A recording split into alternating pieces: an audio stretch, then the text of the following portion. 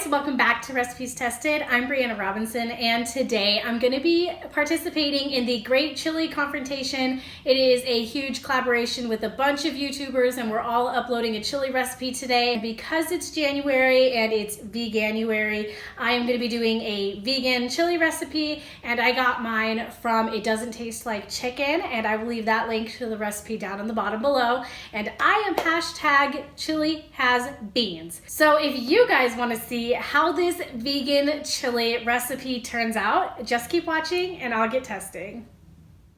So like any other great chili recipe, I first got going on sauteing my onions and garlic, and I just cooked my onions until it was golden brown around the edges before I added in my garlic.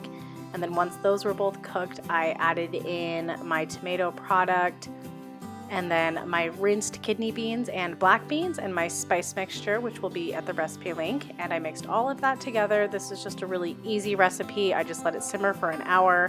And while that was simmering, I got going on my meat mixture with my nutritional yeast and soy sauce and olive oil as the flavoring components to this. And then I mixed all of that together. And on hindsight, I would have made this separate because I added in my tofu on top of it.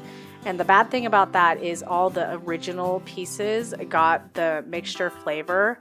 So next time I make this, I will add my mixture in separately before I mix it in together. Like I'll add it on top instead of on the bottom because it was all soaked into the bottom of the tofu. So what ended up happening is it was just way too difficult to mix it together because it was already soaked into the tofu. So I ended up needing to add a little bit more soy sauce and nutritional yeast to give it some more flavor. But once that was all mixed together, it started smelling really, really good. I went and baked it. So I put it on my parchment lined baking sheet, just make it easy, and baked it until it looked like little pieces of chicken. And then I stored it while I waited for dinner. I made this pretty early, so my chili was simmering for a couple of extra hours. And so I just put it in a Tupperware container, and then once we were ready for dinner, I just put it in there and let it cook for about 5 minutes, and it was done. All right, so the chili's been simmering for a little bit, and I've let it cool down, so I'm gonna go ahead and give it a taste and let you know if it's love at first bite. I wanna make sure I get some of the tofu stuff. Oh, hot. Ooh. This is really flavorful and not in like a very heavy way. Like I got a bite of bean and some meat, and I got a little bit of the tomato. It just plays really well over the palate. Everything just really complements each other. It's got a little bit of heat and a little bit of smokiness, and it kind of hits all those flavor notes of a chili without a lot of the heaviness. I rate this, I mean, it's easy if you have all the ingredients like I do. This was like a super quick, easy dinner.